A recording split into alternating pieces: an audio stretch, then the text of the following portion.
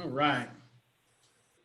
So we're in chapter 25 of Matthew tonight, and we're going to be looking at two separate parables. They kind of jammed into one here through this whole chapter of chapter 25. The first parable is verses 1 through 13. So I'll split them up so that we can kind of look at them separately, but yet they do kind of all blend together a little as we see later on. Just a word to the wise. Next week is, let me make sure I'm saying this right before I shoot my mouth off.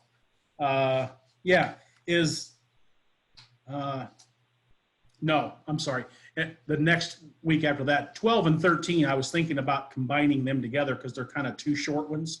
So we'll see how that plays out. So just as if you get ahead on your studies, you might go ahead and get those both done whenever you do, unless you do them week to week or whatever. But we're coming to the end of this. Reason why I've said that is we're coming to the end of this study, and so keep that in mind. If there's anything someone would like to study or hear or do or whatever, be sure and let us know. We'll try our best to get something prepared for that. If not, it's hard to say what we'll do. We'll see how it goes. But okay. Chapter 25 of Matthew, verses 1 through 13. Read along with me if you would. As we'll, like I say, we'll break this up into three different chunks of this chapter. There's my word for Matt, chunk, right? Matt always gets on me. Okay. Chapter 25, verse 1. Then the kingdom of heaven shall be likened to 10 virgins who took their lamps and went out to meet the bridegroom. Now 5 of them were wise and 5 were foolish. Those who were foolish took their lamps and took no oil with them. But the wise took oil in their vessels with their lamps.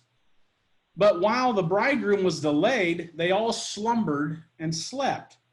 And at midnight a cry was heard, "Behold, the bridegroom is coming. Go out to meet him."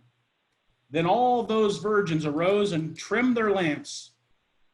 And the foolish said to the wise, "Give us some of your oil, for our lamps are going out." But the wise answered and said, "No, lest there should be not enough for us and you. But you go rather to those who sell and buy for yourselves." And while they went to buy, the bridegroom came, and those who were ready went in with him to the wedding, and the door was shut. Afterwards, the other virgins came also, saying, "Lord, Lord, open to us." But he answered and said, "Assuredly, I say to you, I do not know you. Watch therefore, for you know neither the hour, or the day nor hour in which the Son of Man is coming." That's parable number 1 of this chapter. It's somewhat familiar to us. I'm sure that most of us are aware of this particular parable, but I'm looking forward to your comments, as always, because you always have nice, good comments, and I enjoy our discussion. I hope you do too. One question for you before we get into our question. This is not on your sheet, but as I was contemplating this study and I was learning about what Mike Vargo taught us, has been teaching us on Wednesday night. Most of you have been a part of that study as well. And I came across this first verse here in chapter 25, where it says, "Then the kingdom of heaven shall be likened to 10 virgins." So which kingdom are we talking about here? Remember Mike talked about in our Wednesday class that the word kingdom can be used in two different ways. One can be the kingdom meaning the church, and the other can mean the kingdom being what we call heaven, or God's area there. Which kingdom are we talking about here? Just a thought-provoking question for you. What's your thoughts?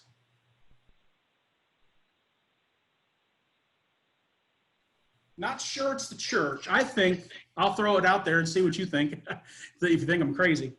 I don't think it's the church in this particular instance. I think it's heaven as in our eternal abode someday. What's your thoughts? Am I wrong?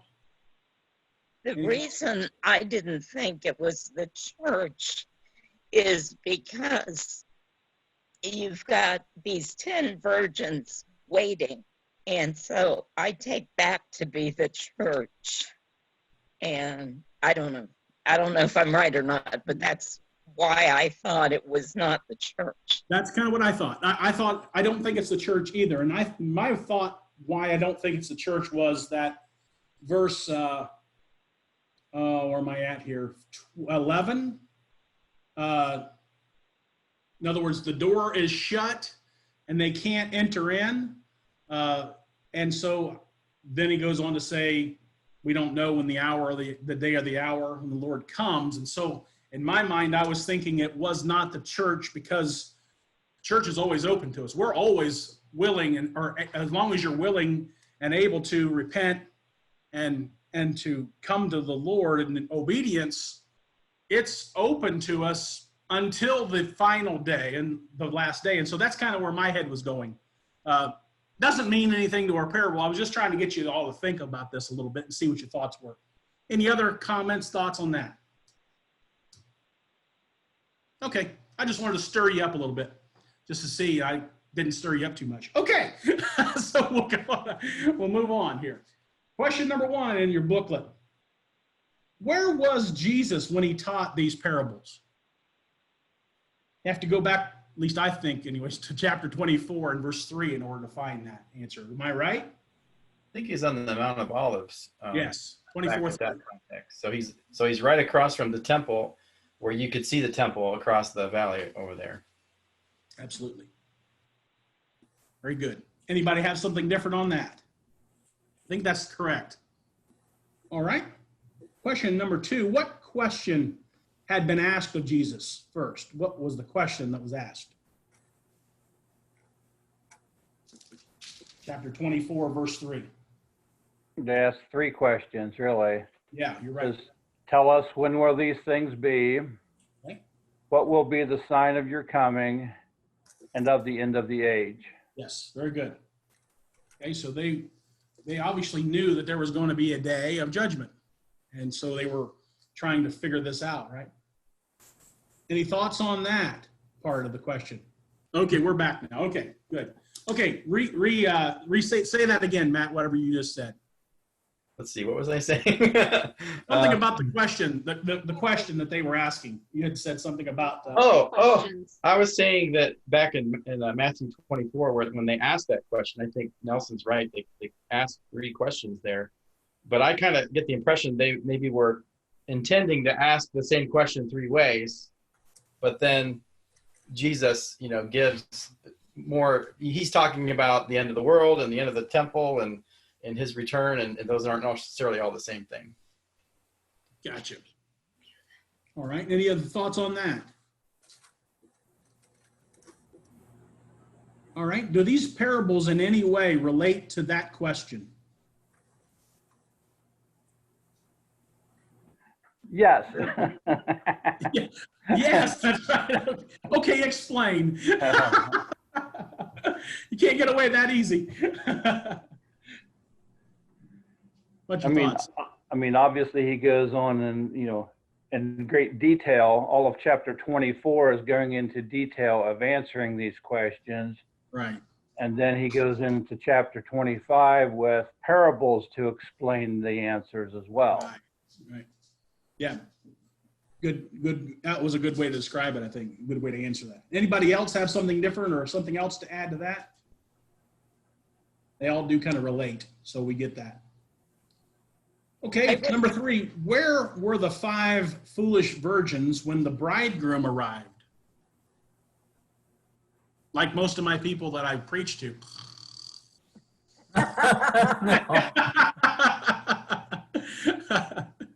That's usually how it goes.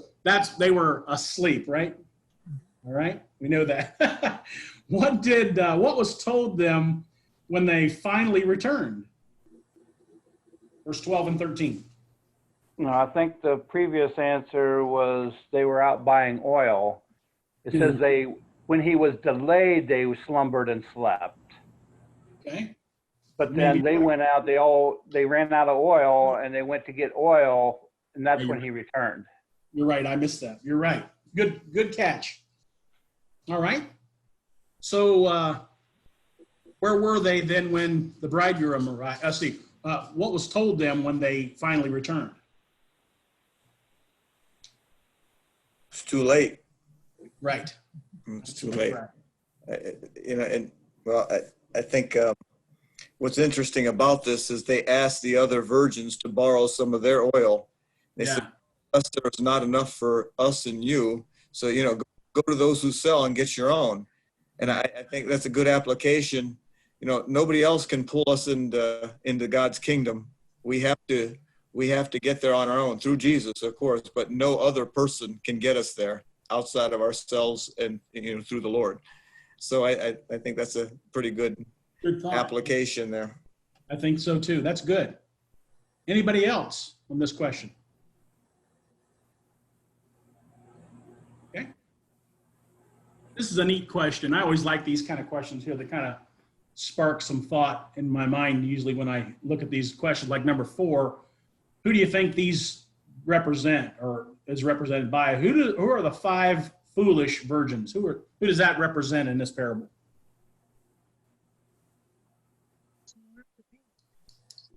Unprepared Christians. Very good. It's kind of a sobering thought, isn't it? Because when you think about that, well, we'll get into that in a little bit. How about the 5 wise virgins? Who does that represent? It says in verse 10, those who were ready. So they were prepared. Yes. Very good. But it also shows that they were diligent and faithful. That's right. That's absolutely right. How about the bridegroom? Who does that represent? Jesus. I agree. It's kind of a neat parallel, isn't it? It's kind of a neat way of thinking about it.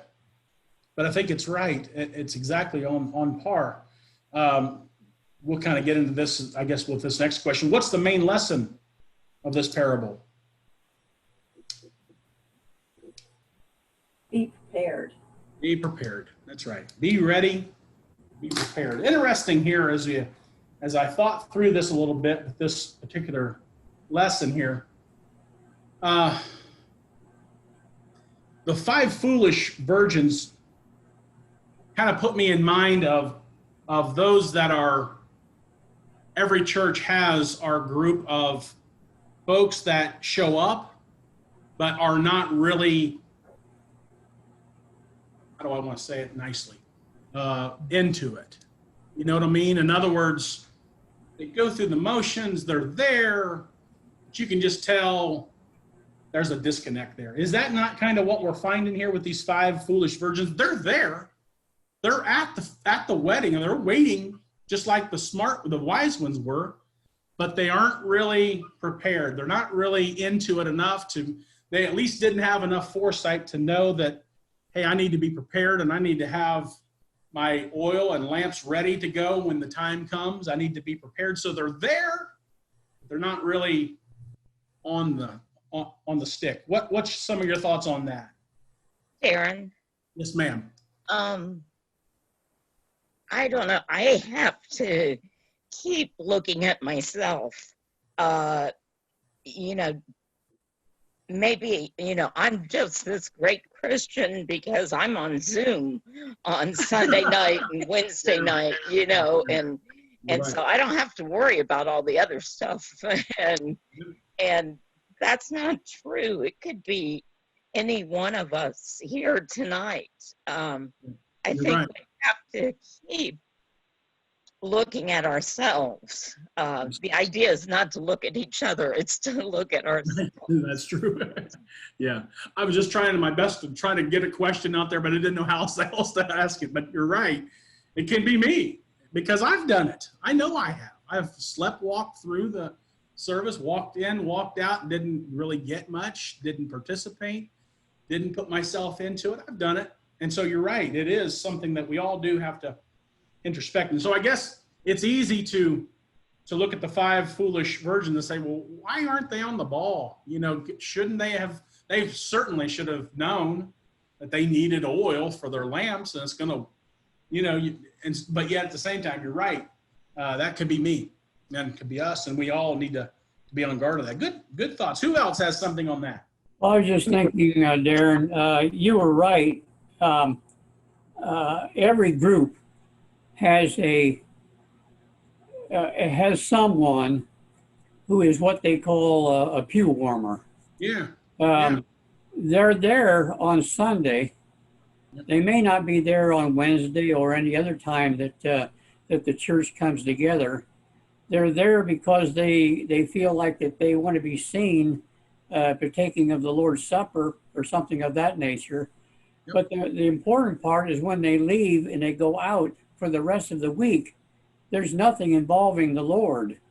And they're not preparing themselves or anyone else for that time when he is going to come. And I see that in these foolish virgins doing the same thing.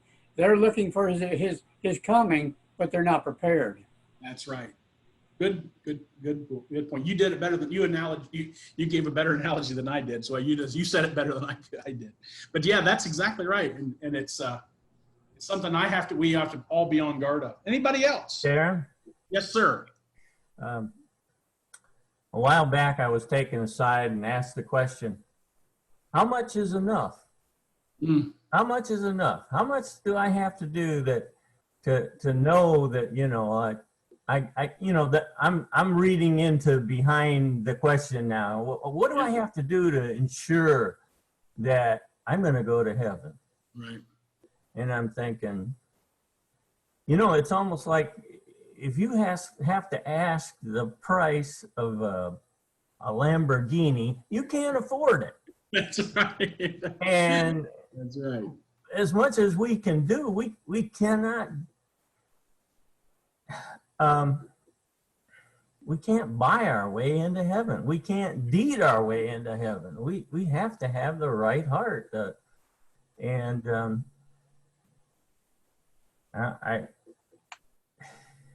As much as we can do, I know the scripture says our deeds are like filthy rags. We can do as much as we can, but we can't earn our way to heaven. So we can't have that kind of attitude. Yep. Yeah, good point. And when you were talking about falling asleep or whatever. Yeah. Well, sometimes it's not even on purpose that we're distracted. Right. I found, my mind just goes all over the place anymore. But one thing that's helped me is, especially on Sunday mornings, there's always an outline to fill out. And for 4 years, I've sent those weekly to my grandson. Yeah. So even if I'm watching it online at home or at church, if I miss it, there's nobody to ask the questions, again. Yeah. And so I can listen to the sermon. And I'll tell you, to be honest, sometimes I've had to listen to the same sermon like 3 times, to get the blanks, because I just feel so responsible for sending that.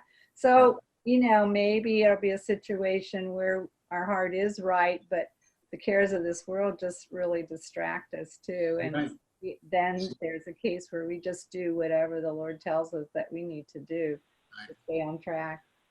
It's easy, isn't it? It really is. It really, really is easy. That's for sure. Anybody else? Good comments here. Yeah. Yes, ma'am. Yes. I was thinking of somebody else has something. Oh, Go ahead, Jill. We're waiting for you. Oh, okay.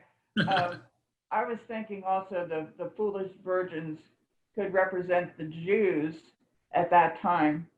And I think a lot of times, and people today do it too, they can think that they are ready and foolishly not, continue doing things.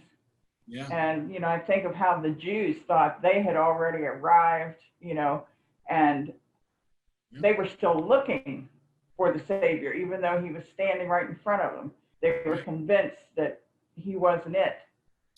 So I think sometimes we can convince ourselves that we might, we think we're ready, but we're not.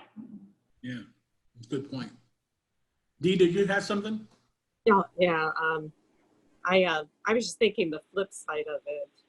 We're looking at us being prepared, and sometimes when you look on the giver's side, like God is always prepared for us. He has prepared a place for us. He has it waiting for us. He's got that there.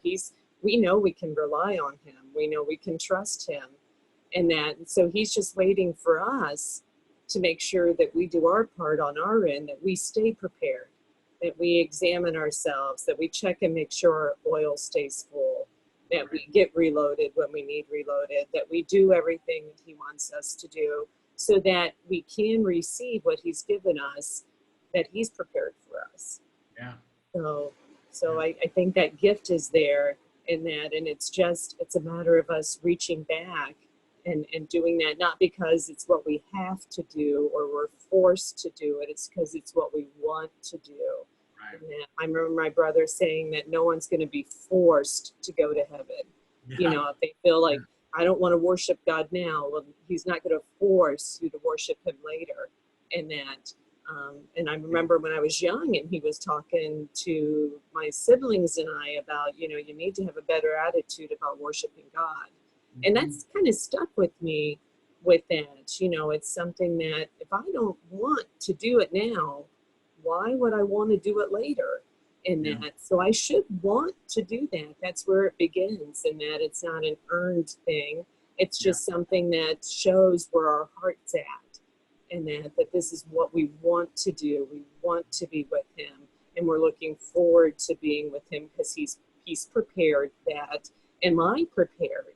Am I preparing myself? Am I examining myself? Am I looking at am I making sure that I keep my oil full so that when he does come, I won't say, oops, I just had a bad day, I'm sorry, or something, or I've just been having some bad weeks and I just decided I'm going to turn away, God, because I can't do it. So I don't know, there's a good sermon in this, isn't there? How much oil did you bring? And that would be a good lesson. Maybe we'll do that someday. That's good stuff. I was thinking about Bruce's comments earlier, and I was thinking about those that straddle the fence, and don't we sometimes do that where we want to keep a toe in the world while at the same time keep a toe in church and try to play this game of back and forth a little bit, and then when it's convenient, I rush over to the church, and on the church side, and I'm there, and I'm fine, and everything's fine. But when I decide I want to stray away, then I have that opportunity to go away. Very, a lot of things to consider for sure. Anybody else on this? Darren. I mean, thinking of 1 Corinthians 6:11, like it always comes back when I read these, and such were some of you. I think that is something that we don't say to ourselves nearly enough. We always, when we read these parables, I think our immediate response is, we're the good guy in the parable. Yeah. And you don't want to think that you're the unprepared one, right. But I think anytime we've gone through these, I think that's a critical thing that I tell myself a lot. And such were some of you, and God is able to bring you back from whatever, but I think it's important to realize where you came from before you can truly appreciate what God has given to you. So if you think about that, anytime these happen, I just always go and take out you and put me. And this was me.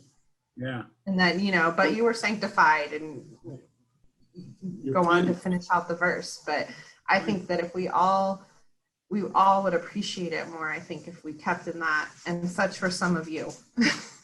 Very good. I like it. Good stuff. Anybody else on this section? Darren? Yes, ma'am. Is there anything symbolic about using that number 5 in this? I didn't think about that. I don't think so, but maybe somebody can enlighten me. What do y'all think? Good question. Oh, well, the one guy had 2 talents. There was one with No, 5. we're talking about the 5 wives. The 5 wives. I'm getting ahead of myself. Yeah. Is that right, Cheryl? Is that what you were thinking? Yeah, why, Yeah. why 5 this, 5 that? You know, I didn't look into that, but that's an interesting question. I don't really, like I say, I would assume no, but I've been wrong before. So It's probably more about the 10, right? Because there's 5 Yeah. of each of those 10, and then half of the people are ready and half aren't. yeah, that's probably it, more of the 10 number than the 5 if you're going to have any symbolization there. That's good. I didn't think about it that way. And there might be some history behind that I don't know about as far as these weddings and, you know, how they might do that. I didn't look into all that. I thought about it, but I didn't look into it. But that's very possible. Anybody else? Any other things to think about on this particular one? Darren? Yes, sir. Oh, I think that a lot of times 10, like 7 can be completeness. 7, 10, 12. 5 is half, so it's incomplete. They're not all in, all of them. I think what Matt said is probably right on cue. Yeah. I don't think the number itself is as significant as the fact that half of them weren't ready. Just, you know, that shows incompleteness. But, you know, I wanted to comment, I think, building on what Bruce said earlier, you know, like, well, what do I have to do? Yeah. Back even when I was in the Catholic school, one of my best teachers was a nun. And what she used to tell us, she said, this was her quote. She said, well, I'll paraphrase a little bit. She says, people that only do what they have to do, people, go to Hades. In other words, if you only do those things you have to do, then, you know, like you're already defeated, I think is what she was trying to say. And I think she, you know, I think the Catholics don't have everything wrong. That's right. So I mean, I thought that, you know, looking back, I think that that's good. Some merit to that. Right, Now, I won't get into how them taking it too far in some cases. You know, right. That's a whole different story. But you know, that question, what do I have to do? Well, you already, you know, told me that, you know, you just want to do the bare minimum. Here, just pay you now and let me, you know, just let me, you know, pay it forward. So. Yeah, that's good. That's good stuff. Anybody else? Dee, did you have something else to add? Did you have something else? I had a note about the wedding and that. Oh, I don't know if anybody's curious or not. I don't know about you guys. I really have a hard time relating to these weddings at night, you know, when people are sleeping and they say, right. You know, and I've never gone to a night wedding that was after midnight and you had to keep yourself awake or something, you know, that didn't make any sense. But I was reading in this and it said it was Jewish marriage custom for the groom and his friends to leave his home and proceed to the home of the bride where the marriage ceremony was conducted, often at night. After this, the entire wedding party returned to the groom's home for a celebratory banquet. So this was just common for them. They could relate to what he was saying. Maybe we can't relate to that as easily.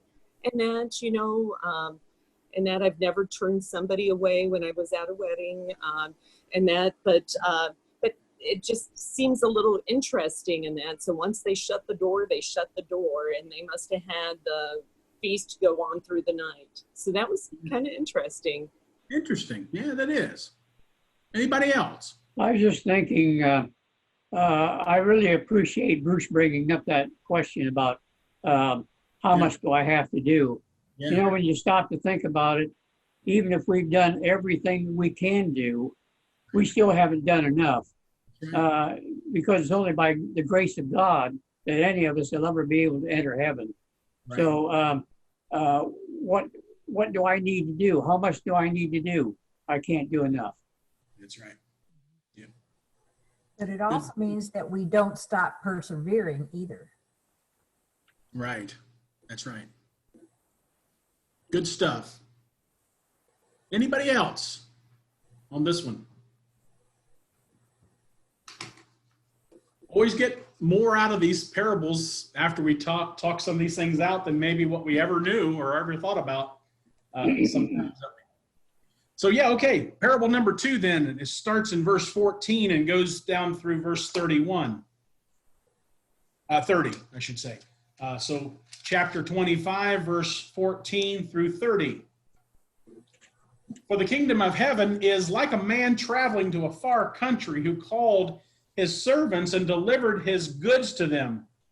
And in one he gave 5 talents, to another 2, and to another 1, to each one according to his ability. And immediately he went on his journey. Then who had received the 5 talents went out and traded with them and made another 5 talents. And likewise, he who had received 2 gained 2 more also. But he who had the 1 received went out and dug in the ground and hid it, and hid his Lord's money. After a long time, the Lord of the servants came and settled the accounts with them.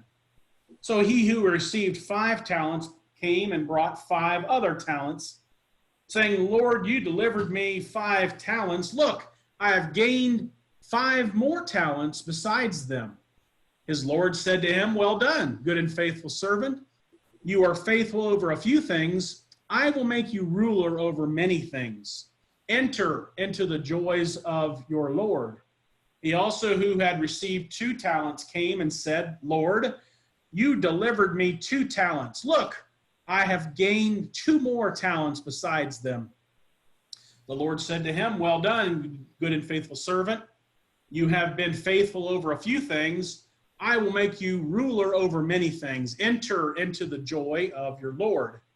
Then he who had received the 1 talent came and said, Lord, I knew you were a hard man, reaping where you have not sown and gathering where you have not scattered seed. And I said, and I was afraid and went and hid your talent in the ground. Look, there you have what was yours. But the Lord answered and said to him, you wicked and lazy servant, you knew I reaped where I have not sown and gathered where I have not scattered seed.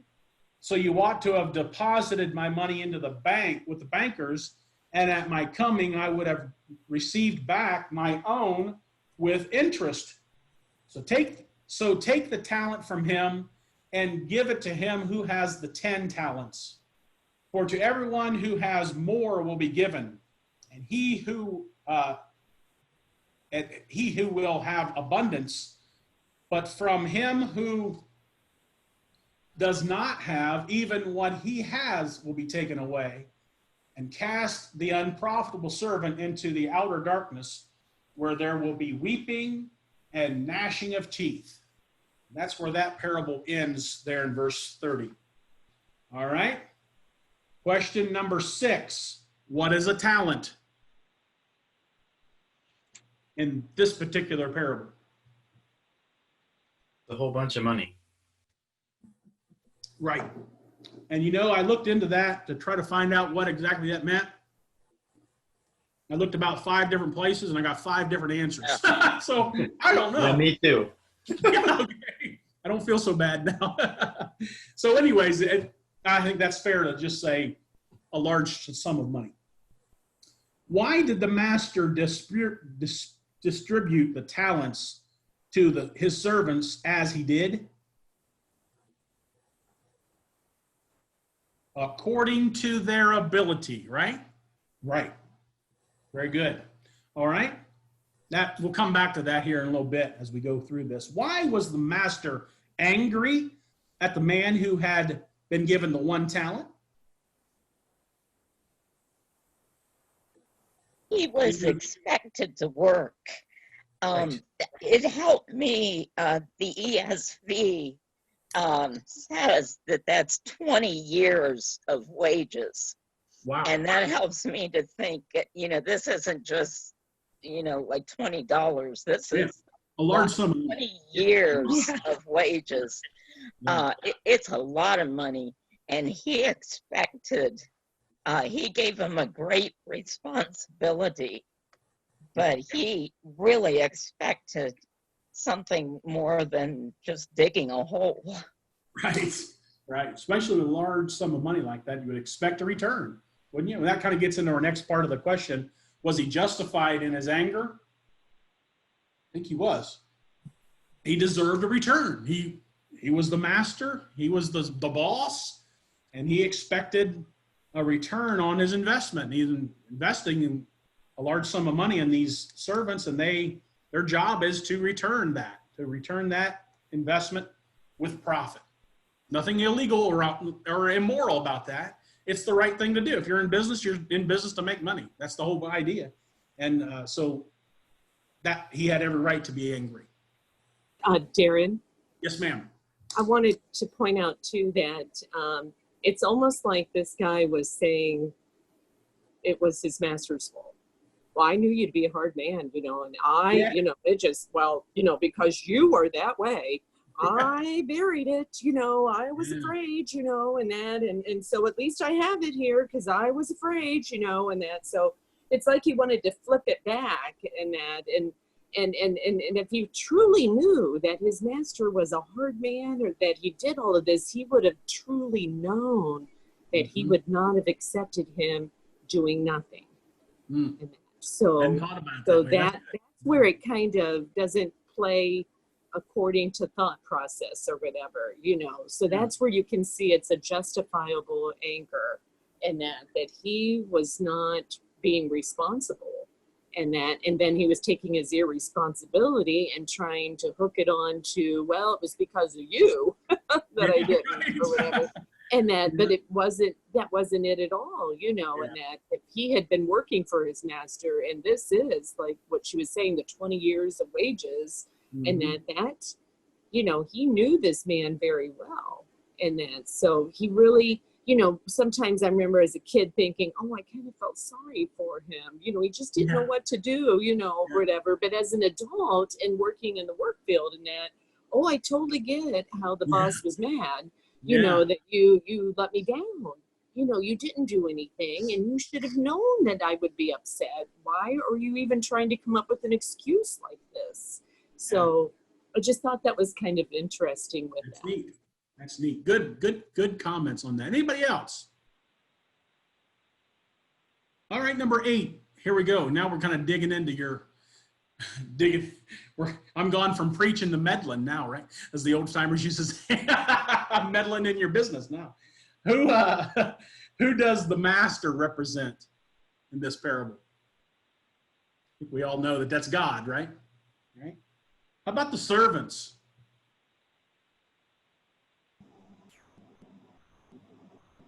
All of us as Christians. Absolutely. Absolutely right. How about the talents? What does that represent? This is the hard one. Yeah. I agree. Well, What do you it's think? ability, skill, or gifts. Yeah, that's your typical answer. Matt, did you have a different thought? Well, I think growing up, I grew up in the church, and I've always heard this. Just the way we use talent commonly. I can tap dance, or I can fix cars, Right. and we should use the things we can do to the glory of God. And I think that's true. Yeah. But if I think about this parable, I mean, what is if the master is God and he's entrusting these servants with a very valuable gift and he wants it to grow, and we're the servants. It sounds like it's the gospel or the salvation. He wants us to grow the church. We don't just sit on this gospel and this great blessing and like, well, I'll just give it back. We're charged with the Great Commission to share this thing. Yeah.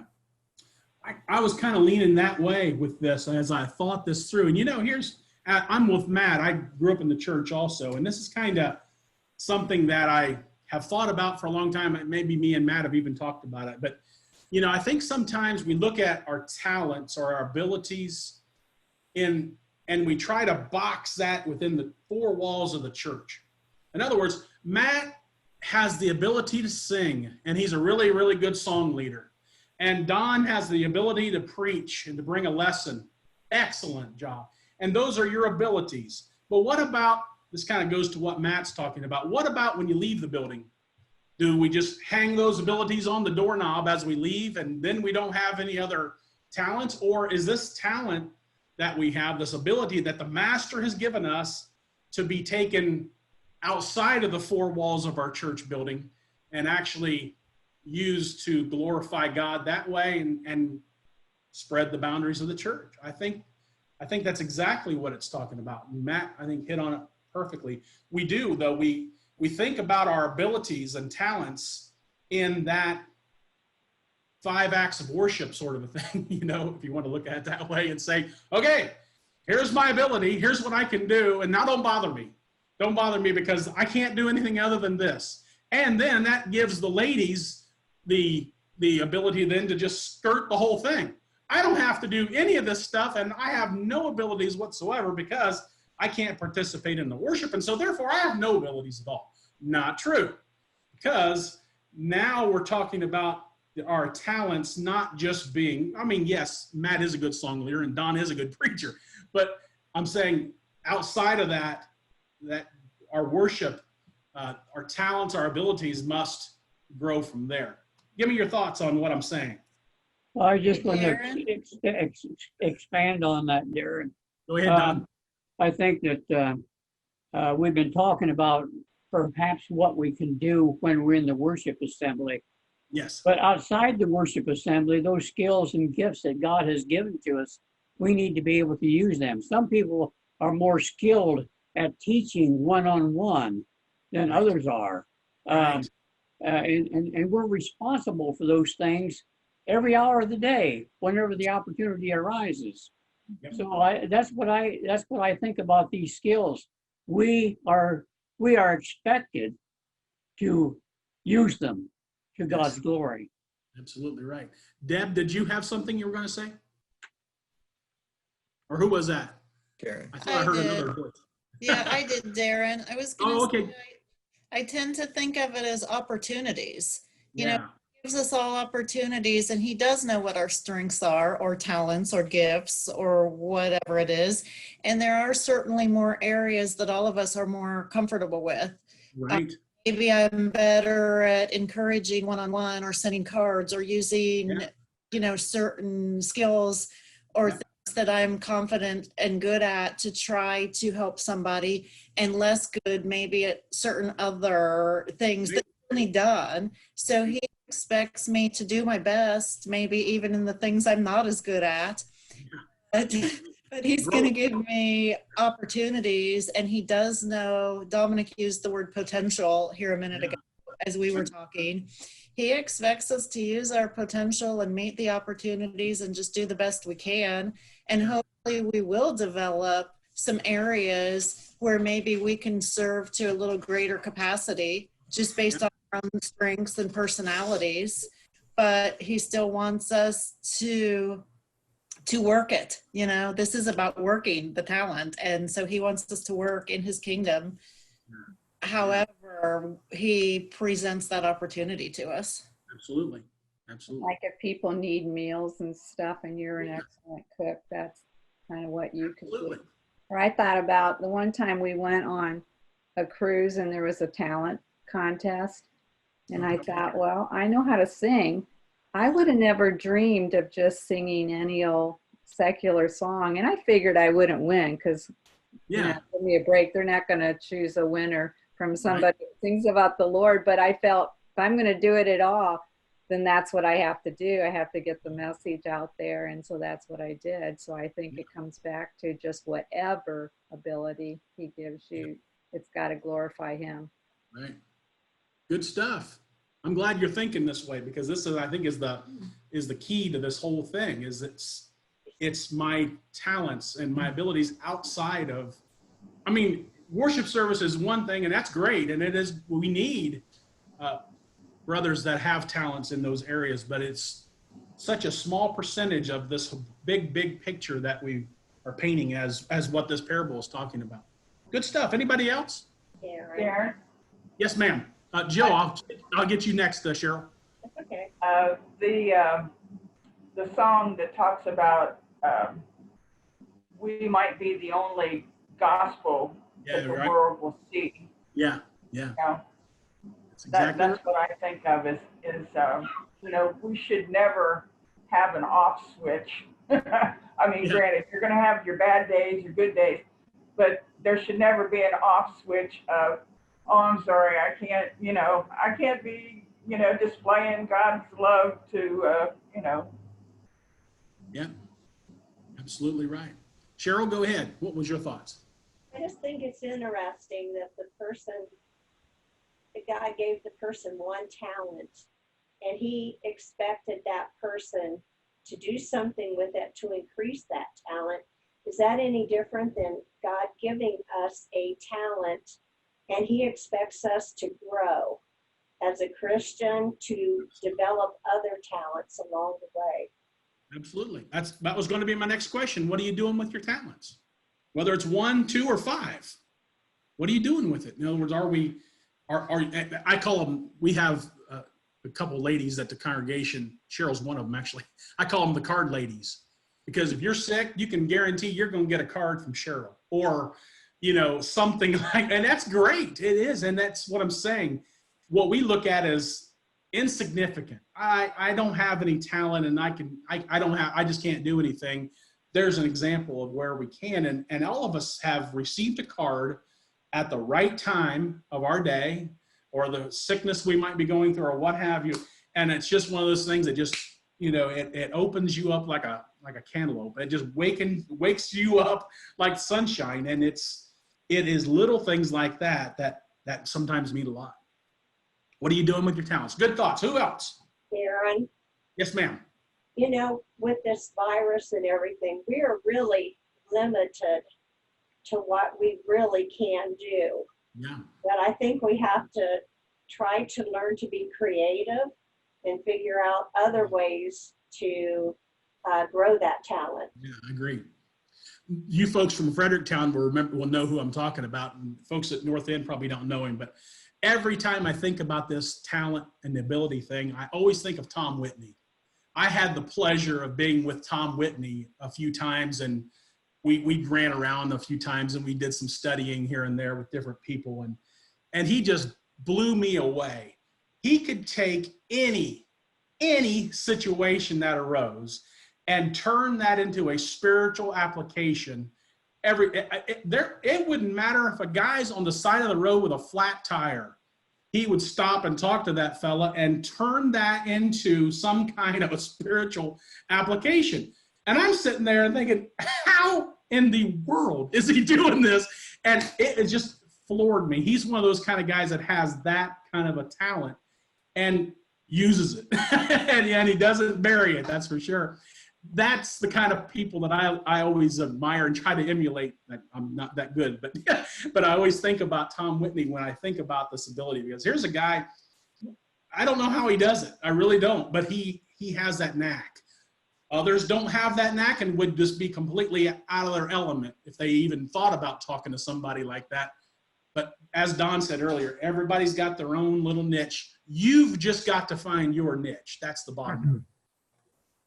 Anybody else? Yeah, Darren.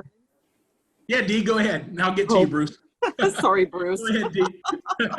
I was thinking, like, the guy in the parable, the 3 men, whatever they did, they knew it reflected back on their master. And we've been talking about, abilities, blessings, potential, gifts that you might have, anything that God has given us, and that we should take it in a way that it reflects back on God in a good way. We're doing it for him. He's entrusted it with us. These things, it didn't belong to them. Their master gave it to them while he was gone. Yeah. So it doesn't belong to us. Right. It's been entrusted in us. No more than what we could handle. Right. Now, when you look at that, it's no more than what you can handle. Right. And that's so he's looking out for you, that he's not expecting more than what he knows that you're capable of. But in the end, whatever you have, it has to come back that it glorifies God. It has to return in that measure, and that it isn't about making yourself look good or something like that. It's all about your master. It's all about what you have, that it's his, and you're going to do this for him, and that because he's trusted you to do it, and that. So it's because he believes in you, and that he knows you can do it. And he's probably the biggest one on the sideline trying to push you along if you were to look for it, and that you can do it, and that kind of gets into encouraging each other with our potential and with the blessing that we've been given. And sometimes we've been given a problem and we don't realize it's a blessing. Yeah, that's Or an right. answer to a previous prayer for that matter. That's right. And that, you know, and maybe it takes a friend to like turn your head and make you see it and that and everything. But the important thing for me to remember is that all of this comes back to my master. All of this comes back to glorifying God. Right. So, and that's how we have to look at what we have and what we're going to do with it, and what's it going to do to reflect on God. Absolutely. Good thought. Bruce, I'm sorry we didn't mean to overlook you. That's okay. In 2000, when Brendan and I had the occasion to go to Israel, I had been a Bible class teacher, and I was trying to get a certain man to take my place when I was gone over in Israel. And, you know, he agreed to that, to take my place. And I was really thrilled, because here was a guy who had, I felt was not dumb. He was able, I figured, to teach. And so I've frustrated all my life. I don't think, because when I came back from that trip and I asked him how his experience went with teaching, and he told me, well, Bruce, I asked the students if they would mind waiting for you when you came back, and they said, oh yeah, that's fine. We'll wait for Bruce when he comes back. You know, you don't have to teach us. So there I had, you know, I was so frustrated. It really got to me. And but there are many who have abilities that hide them. They hide them. They bury them. And it's just frustrating. Yeah. Good analogy. Anybody else on this question? You know, Appreciate the comments. Yes. going off of Bruce's comment there, I have seen people that I know they have Bible knowledge and I know they would be good teachers, but they have been in situations where they have been deeply hurt and deeply wounded. And so sometimes maybe there's more than meets the eye, and sometimes, I don't know, maybe something different is required. I don't know. I hate to judge people, you know, because I could name all kinds of people that I think should be out doing more, but I don't know the whole story. Right. That's right. A lot of things we don't know. That's right. Very good. Anybody else? This is good discussion. I really do. I appreciate your comments on this stuff. Yeah, Uncle D. Yes, ma'am. I think a commonly underutilized maybe talent, something that all of us have, is there's 30 plus people or whatever on this call. That's 30 plus stories of how individuals came to Christ. Yeah.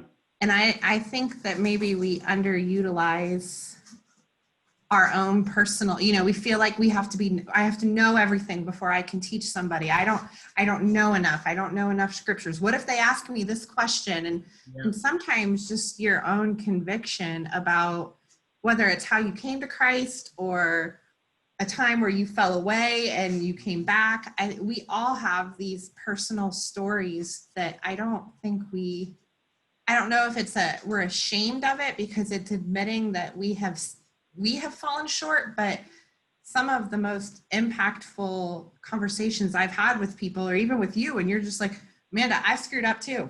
Yep. You know, and then you feel like you're not alone.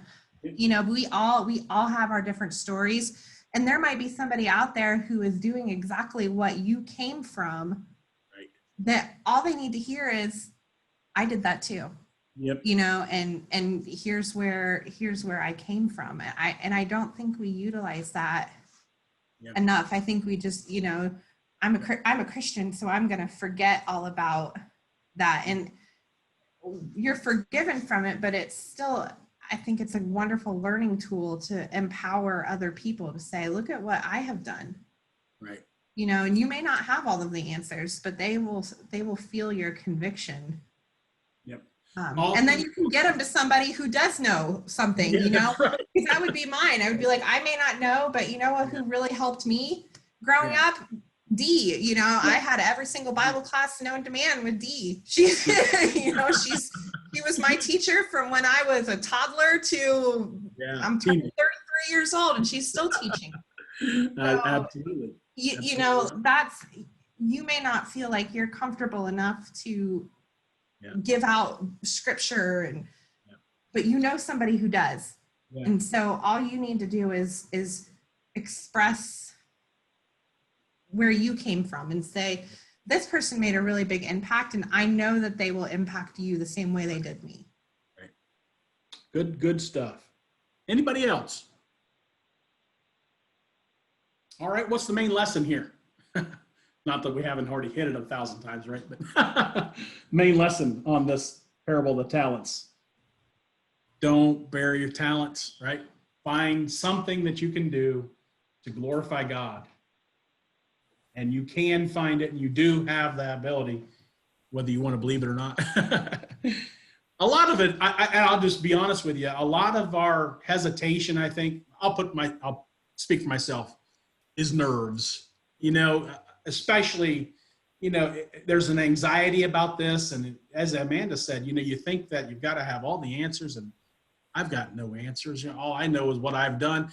Sometimes that's what it takes to move people, is good old-fashioned, regular people sitting down with each other and saying, yeah, done that too, and here's what I found. You know, no stuffy, yes, turn to this particular verse, and you know, that's great. I'm not knocking it, but I'm saying a lot of times it takes just regular people sitting down at a cup of coffee and saying, let's get this right.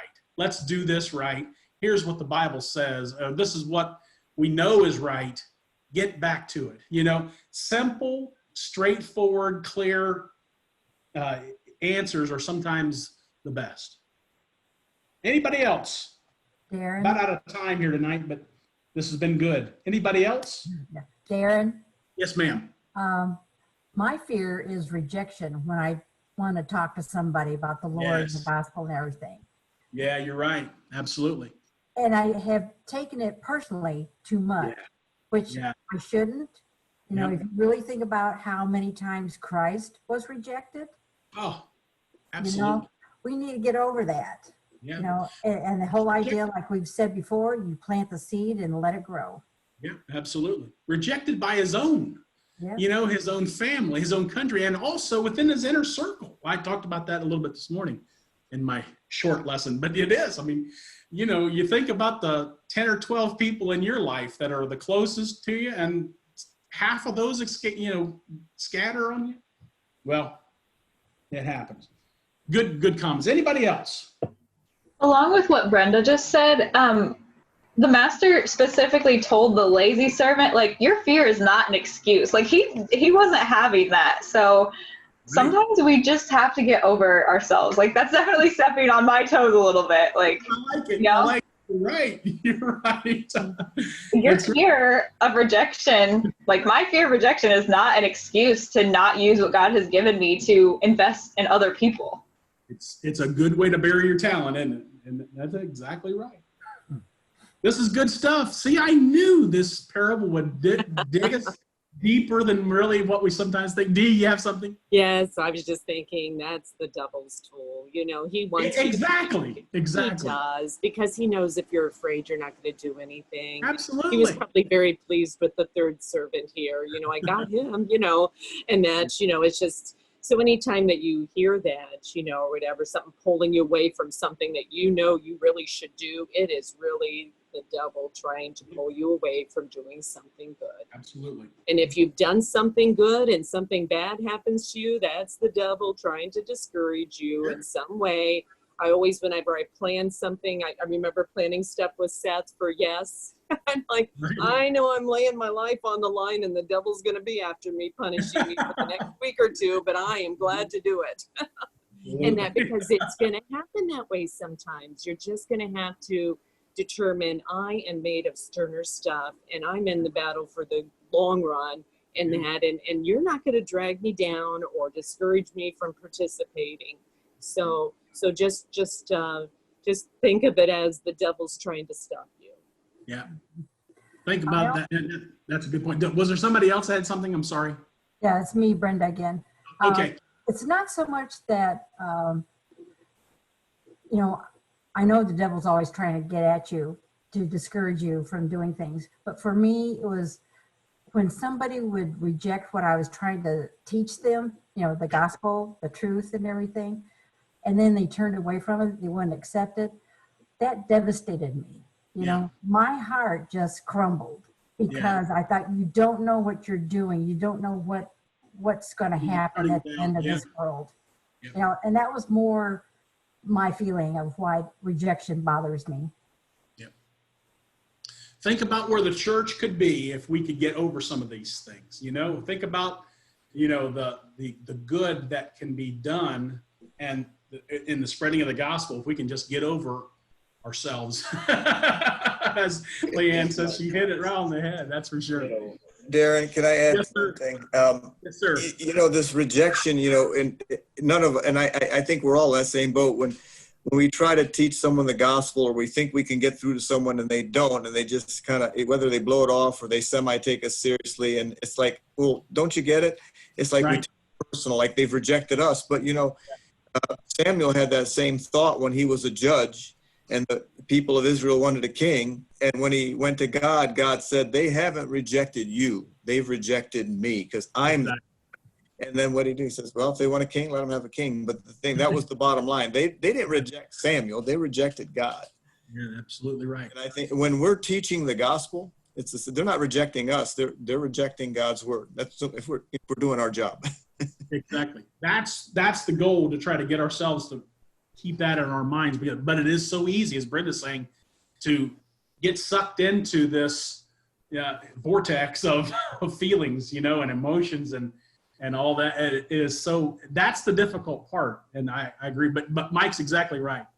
Trying to separate. Darren. Yes, ma'am. I'm sorry. Just another thing on that is just that just because you're planting and you don't see it grow doesn't mean it never will. Yeah, that's it's right. Not over till it's over. That's right. You know, Paul planted, Apollos watered. Paul wasn't around to see it happen.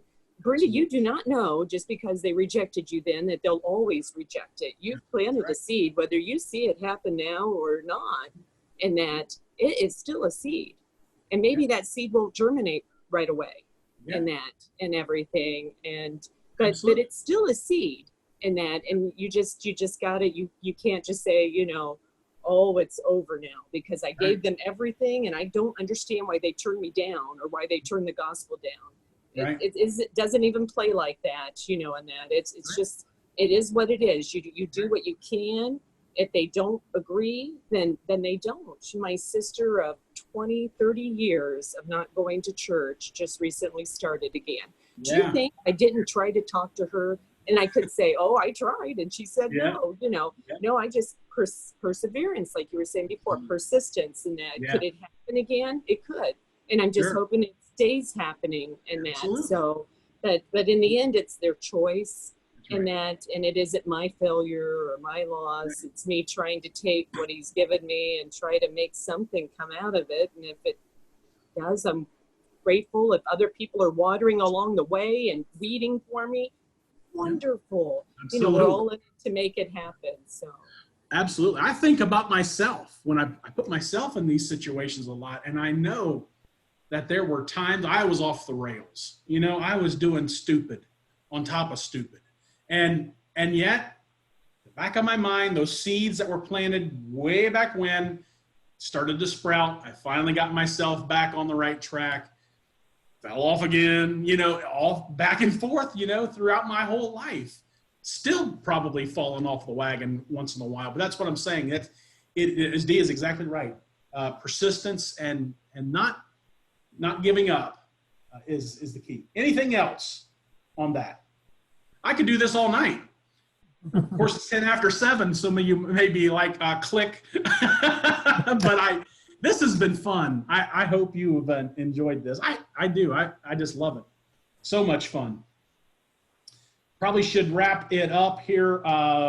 Last 2 questions are relating to how these parables relate to one another. Does the parable of the virgins relate to the teachings of Jesus through verses 31 through 46? I don't know that. I hope you folks read it. Give you the highlights if you'd like. When was I hungry and thirsty, and you didn't, without taking the time to read through this whole thing, but you know the verse and then hopefully have read it. How does that relate to this parable of the virgins? They all have the idea of a reckoning. Yeah. Judgment. Yeah, exactly. The separation, the sheep and the goats and the good, the wise and the foolish. That's what I put. And I think that's. And there's a certain time period where we have to work, and we better be using that time period, because there is going to be that reckoning later. That's a good point. That's a really, really good point. How about the next one then? How does the parable of the talents relate to those final verses there? Darren, I was thinking a lot about whatever we do, we're doing it to Christ. Maybe you're taking what you have and the blessing God's given you, and that maybe you inherit money and that's your blessing. We look at ability, talent, potential in that, but whatever we do to anybody, it's like we're doing it to Christ in that, and that he's on the receiving end of that. Yeah. Good stuff. Who else? Anybody else on these final 2 questions or anything we've talked about tonight? What a neat study. This was fun. I hope you folks enjoyed it. I loved it. I really did. I enjoyed it a lot, and I gain a lot each time we have these studies. I hope you did too. Who did I say was closing prayer? Bruce, right? Right. Bruce, our closing prayer guy? Okay. Thank you again.